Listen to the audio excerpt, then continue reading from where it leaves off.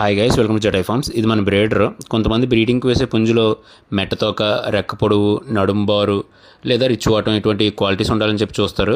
ఈ పుంజులో అటువంటి క్వాలిటీస్ చాలా వరకు ఉన్నా కానీ నేనైతే ఈ పుంజు ఫైట్ అంటే షఫలింగ్, వైబ్రేషన్ అది చూసి నేనైతే బ్రీడింగ్కి వేయడం జరిగింది. చాలామంది పుంజు ఫైట్ ఎంత బాగున్నా కానీ ఈ క్వాలిటీస్ లేవని చెప్పి బ్రీడింగ్ అయితే పనిచేయదని చెప్పి అంటారు.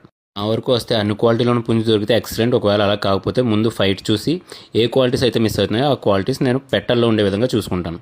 చూస్తే ఈ పుంజుకి మెట్టతోక ఉంది కానీ మరీ అంత మెట్టతోక కాదు. సో కాబట్టి నేను దీనికి వేసుకునే పెట్టలన్నీ కూడా బాగా మెట్టతోక ఉండేలా చూసుకుంటాను. చేసుకోవడం వల్ల ఆ బ్రీడర్కి వచ్చిన అవుట్పుట్ ఇది.